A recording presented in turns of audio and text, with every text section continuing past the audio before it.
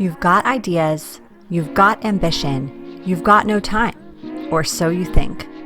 I'm Marisa Lonic, and I help busy moms with big dreams and no time.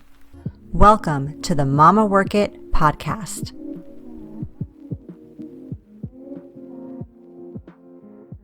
Hello, mama friends, and welcome back to another episode of the Mama Work It podcast. If you are a mom who is currently expecting on maternity leave, return to work before, after having a baby, or planning to do so, this episode is for you. I'm here today with the amazing Lori Mihalich-Levin, CEO and founder of Mindful Return, author of Back to Work After Baby, How to Plan and Navigate a Mindful Return from Maternity Leave, and co-host of the Parents at Work podcast. Lori is the expert in all things return to work for moms, and I am just so grateful she is here today to share her wisdom, her tips with all our listeners.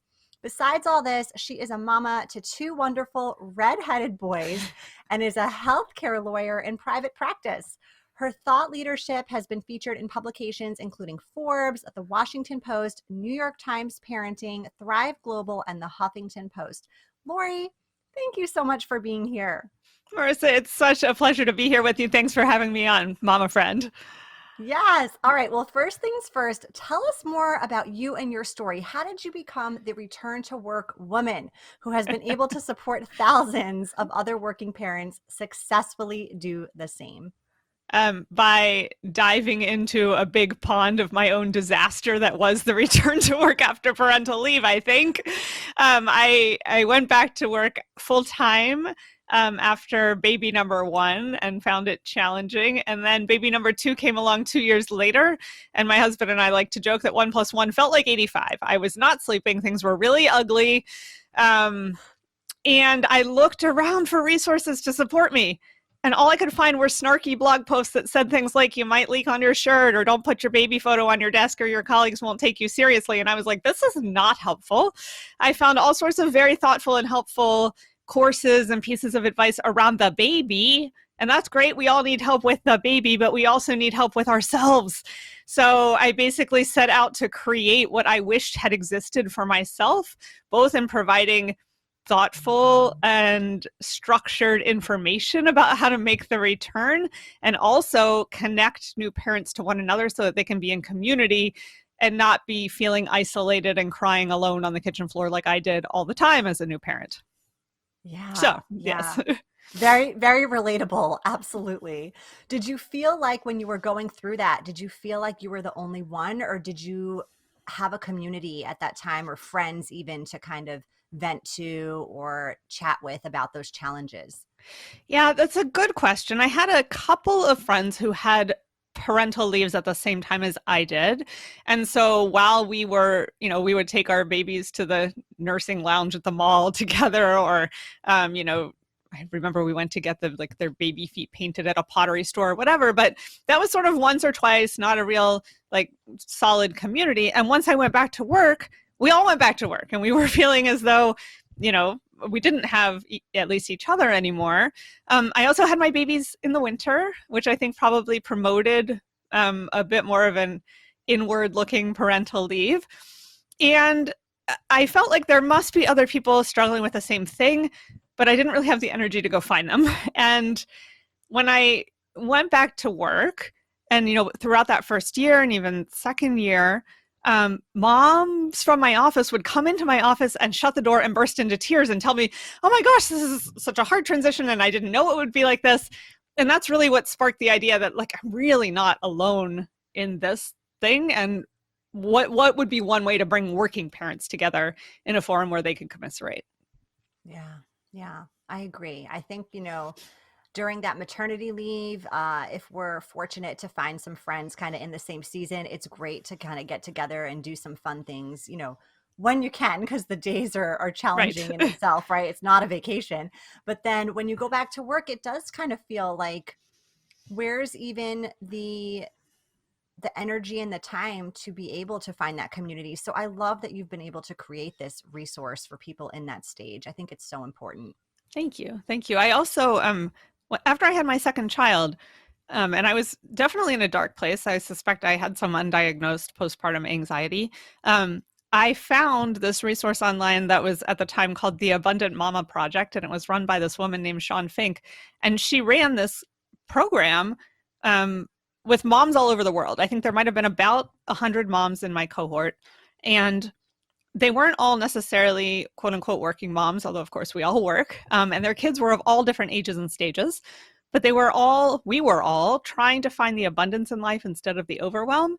And it was so reassuring to me to hear echoed in these other people's comments throughout the course, things that were going through my head that I thought were just like my own crazy thoughts. And in fact, everyone was struggling to get the Cheerios off the floor and trying to remember that it's a blessing that we have the Cheerios and, feeling grateful for that.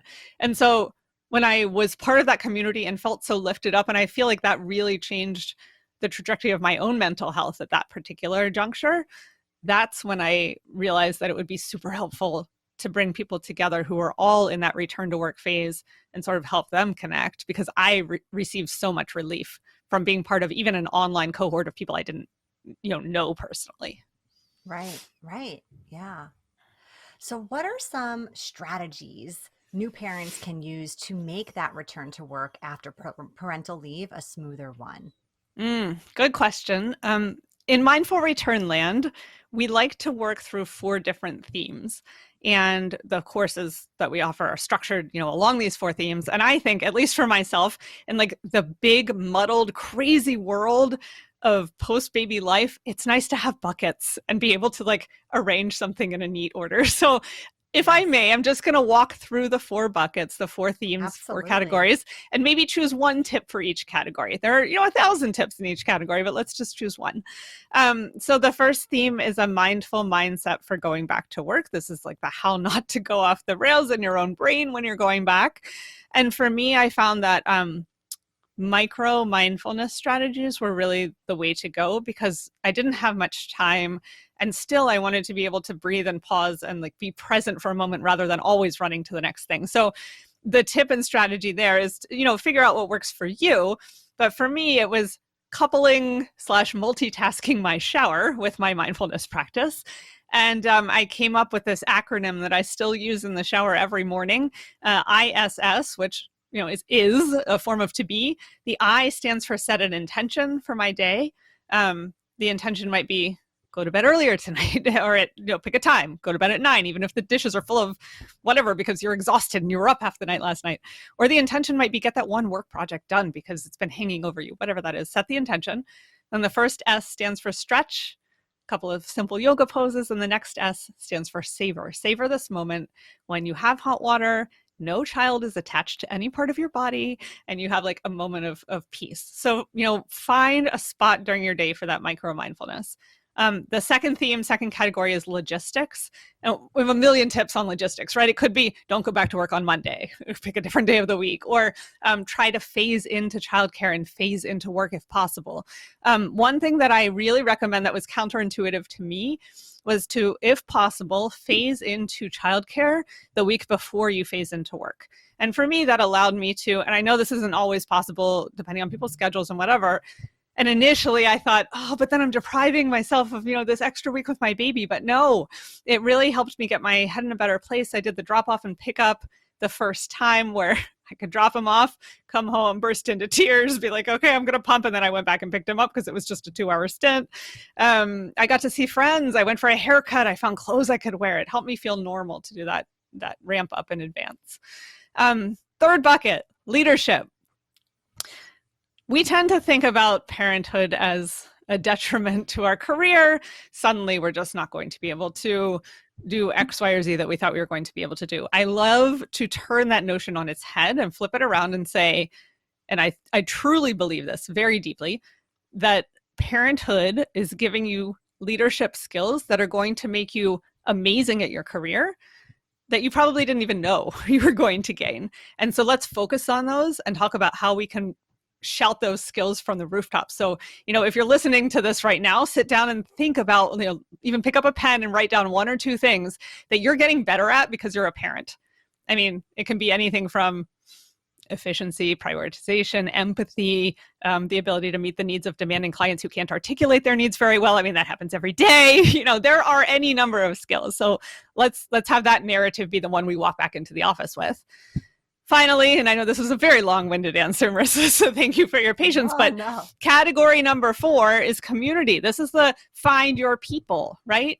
To the extent there is a working parent group at your office, go find out who runs it and go to some of their activities and events.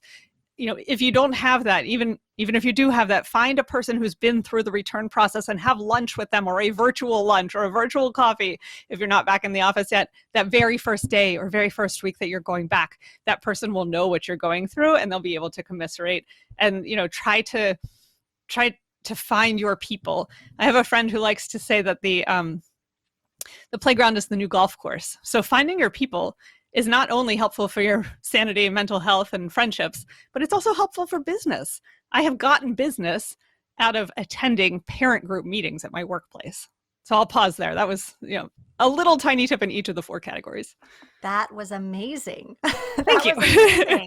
Yeah, I love how practical the tips are. I love how they touch on, 4 very different areas. I think we're all always, when we do that return to work, I've done it 3 times, you are focused a lot just kind of on the logistics or on just like how you're going to make the hours, the drop-offs, like all of it work. But I mean, you need to really be thinking about all these different areas, because when you're not in a good mental space, what happens? You get to work, you're not productive, you're not efficient, you can't get the work done, as quickly as you'd like to be able to run out the door at 5 p.m. to then be with your baby again. So it makes absolute sense that you would be touching upon all those different areas. Yeah. And if I can offer just sort of like one holistic overall piece of advice, it's to view the return as a process and not as an event. And I think that's true both for those people who are returning to offices post-COVID and people who are returning to work virtually or in person after a paternity or maternity leave. Because, one of the problems for me was that my expectation was that after a day or a week, I would be back in the saddle and everything would be normal and whatever. And gosh, if it wasn't a whole year until I sort of felt, quote unquote, like myself again. Yeah. Yeah.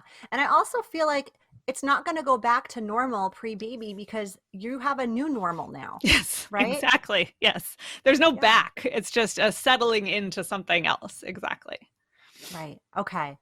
Now let's talk a little bit about employers. What do you think employers can do to support their new parent talent in this transition? Oh, Marisa, I love employers, and we work with a lot of employers, and I think employers matter so much in this transition because, I mean, there's the old adage, people don't leave businesses or companies, they leave people. And Yes. I think that's even more true in this environment. The number one reason that working parents say that they leave is because they didn't feel supported by their manager. So one thing employers can do is to train their managers on how to manage people who are going out on parental leave. That's, one thing that Mindful Return works on, but I think there's a lot of education that can happen there. I think from a philosophical, fundamental basis, employers need to say to new parents, I believe in you. I know you're going to be fine. You're going to be great. We appreciate your talents. We want you to come back and we'll figure this out together, right? I mean, there's a certain element of flexibility that needs to be there. I think viewing having a child and working and coming back as all part of the normal human experience can be very helpful. There are specific policies, of course, that employers can adopt. I often get on a soapbox about eliminating the primary and secondary caregiver distinctions within parental leave policies. Employers can do a lot by having a leave policy, of course, one that is paid for, and 2, that is gender neutral and doesn't try to separate out who is quote unquote the primary caregiver versus non-primary. I think primary and secondary distinctions, first of all, just don't work in today's society and norms. Like, my husband's primary for this hour and then I'll be primary for the next hour. And second, it sort of sets you up as an employer to then have to sort of define for yourself and monitor. And are you going to like count the number of diapers that one versus the other of the partners is going to be, changing? You probably don't want that responsibility. And it's usually the mom who winds up being quote unquote primary. So let's get rid of that distinction. Another thing employers can do, they can always offer resources and tools like the Mindful Return program to help their new employees, new parent employees return and to signal that they care about them. And then I was going to say another important thing employers can do, and I alluded to this in the community piece, is to support working parent and caregiver employee resource groups and affinity groups within their organizations. 10 years ago, I hadn't heard of a working parent group really within an organization, and now they're everywhere. I lead and convene a group of the leaders of working parent groups called the Working Parent Group Network. And right now we have over 215 people in the group from federal government and nonprofit and for-profit and all different types of employers. So I know that there's been a groundswell over the past 5 to 7 years of these groups within organizations that are helping parents and caregivers find one another. And employers can provide resources for that. They can provide admin support. They can provide some FTE time to the people who are running them. They can provide bonuses. I know LinkedIn gives their ERG leaders a bonus every year. It's something that the employer can do to signal and say, this isn't a volunteer activity. This is actually part of our company culture, because it does help the employees to feel more connected to each other. And as I said before, business development opportunities come from those gatherings as well. I could go on, but those are a few of the, ramp up and ramp down policies without changing pay, flexibility policies. We could go on, but those are a handful of things employers can do. Yeah. Yeah. And I think underlying all of those, really, it comes down to a culture shift, right? Yes. It comes down to a real cultural shift and understanding from the top down, training those managers to be more empathetic, understanding. I love how you put that, where I had chills actually when you said it, when it was, I can't obviously think of the exact language you said, but it was something along the lines of like real encouragement when you come back, like, we're going to figure this out. It's going to be like, not like, oh, it's so exciting. Congratulations, you had the baby. Okay, here's all the work I need you to also get done, right? Like there's just a real partnership there. And I think that can be missing from a lot of companies. I agree. Yeah. I'm working with this one organization that's working to develop a conversation guide for the new parent employee, and then a parallel conversation guide for the managers, the partners of the law firm.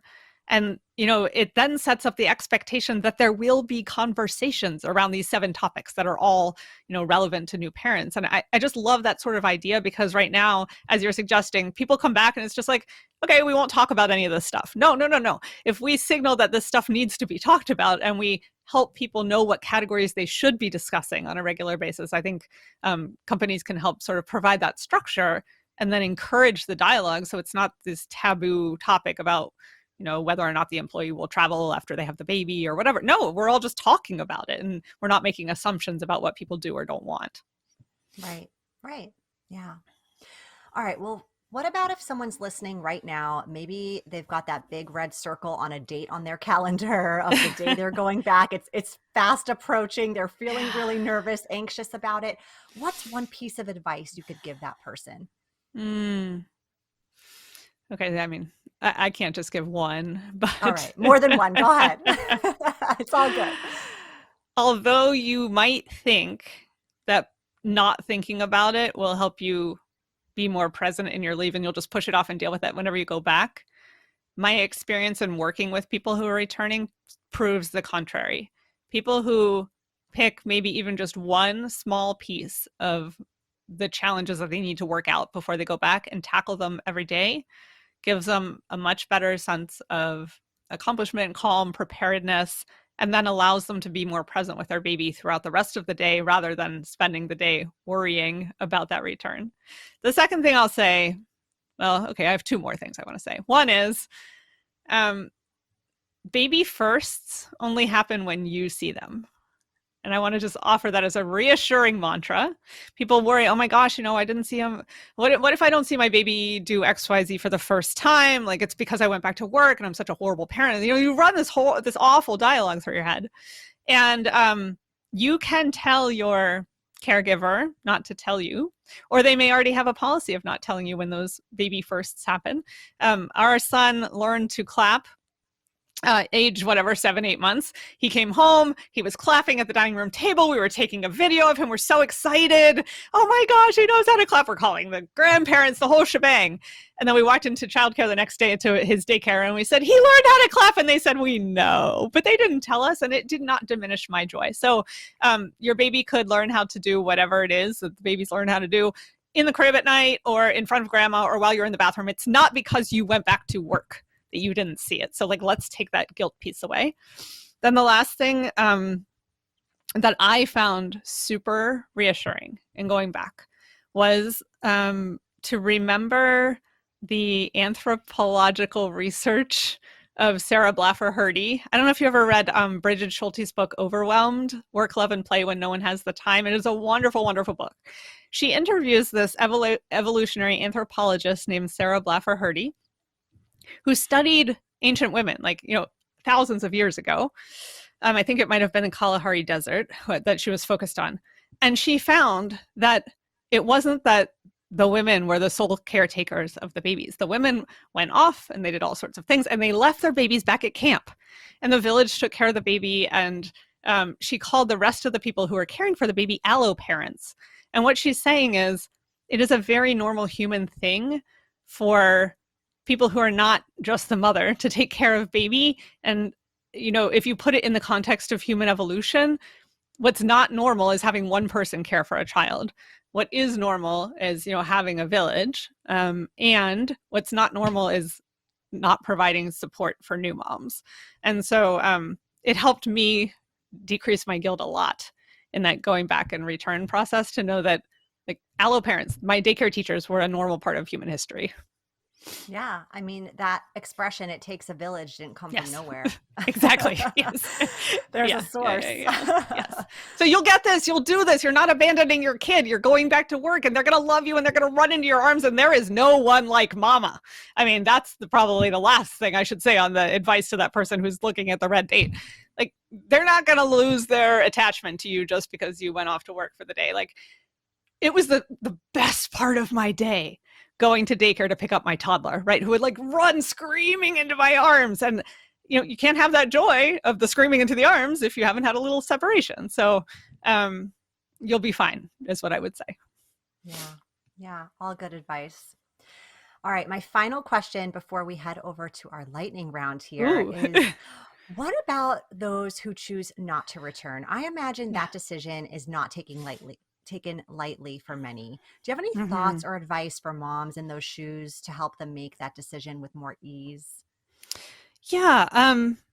I think, first of all the skills that you're gaining through parenthood, right? And so they're going to be there for you if you decide at some point that you want to come back. And we all have ages and stages that we do different things.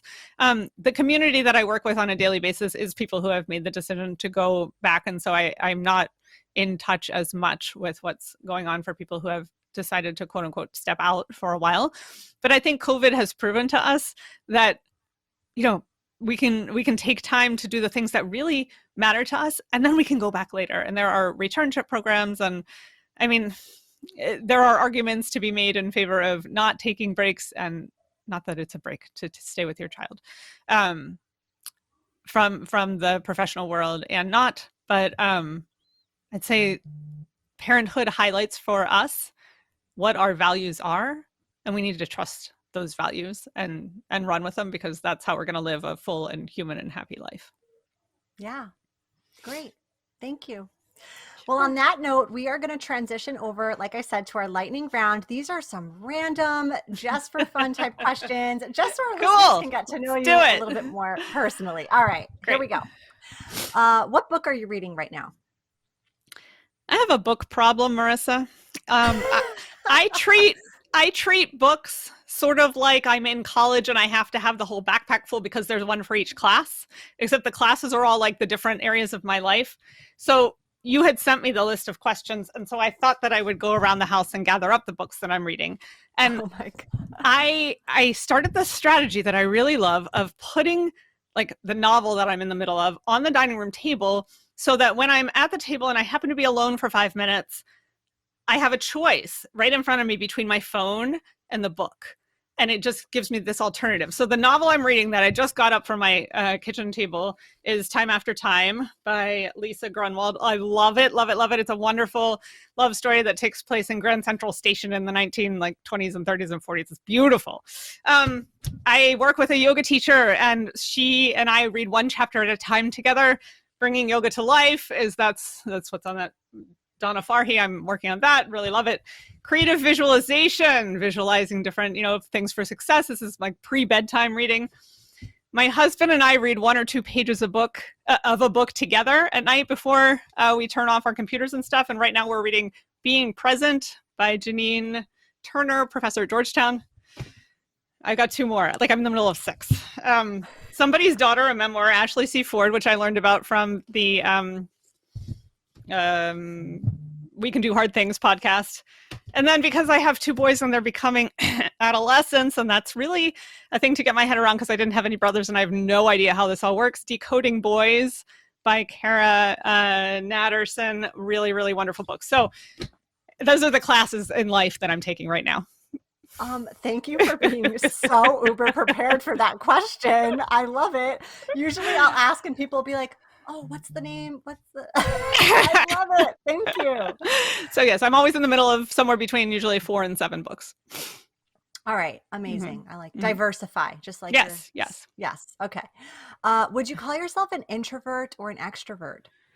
I would go with Dan Pink and put the word ambivert in between those two. I lean toward introversion, and I'm very happy working from home and derive calm from being by myself, which I think actually most people do. Even extroverts still derive some sense of calm from being alone.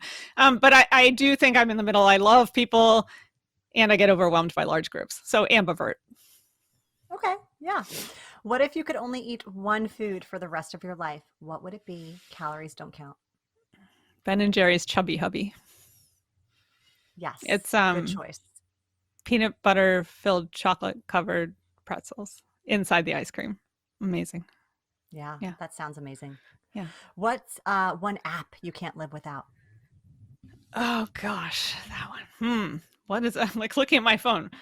What is an app that I can't live without? LinkedIn. My LinkedIn app is probably where I go the most often. Yeah. Just to be able to connect with people. Yeah. Yeah. Finally, do you have a guilty pleasure TV show? Yeah, I am desperately waiting for the next season of The Marvelous Mrs. Maisel to come out, which I truly loved in the first couple of seasons. My husband and I also have been enjoying Schitt's Creek, and of course, SCHITTS. I'm not swearing on your podcast, although I suspect that would be okay. And my kids and I, if you're looking for something family friendly to binge watch, we've been really enjoying The World According to Jeff Goldblum, which is on Disney Plus, and I think it's made for Nat Geo. He picks different topics like birthday cakes and sneakers and coffee, and he does a whole episode on the evolution of that thing and why we're mesmerized with it. And it's just really awesome. Oh, that sounds awesome. My kids love documentary kind of stuff, so that would be They would probably get a kick out of it then. Highly recommend. We've been watching it as a family, sort of binge watching it. Awesome. All right, Lori. Well, I want to thank you so much for being here. Before we wrap up, please tell our listeners where they can find you. Thank you, Marisa. You can find me at www.mindfulreturn.com is our website, and you can look around and find all of our courses there. We're on all the usual social media channels, Instagram, Twitter, Facebook, at Mindful Return. And I co-host the Parents at Work podcast that you can find over on Apple Podcasts. And I co-host it with my husband, who's a career coach, and we try to always bring in, dad perspectives too. I think those are probably the most likely places. You can also find my book, Back to Work After Baby, over on Amazon. Well, thank you again, Lori, for being here. Such great information, great tips. I know our listeners are going to gain a ton of value from this conversation. Thank you so much, Marisa. It's been a pleasure having the conversation with you. And thank you for helping me think about my guilty pleasures and what I would like to eat nonstop. You're welcome.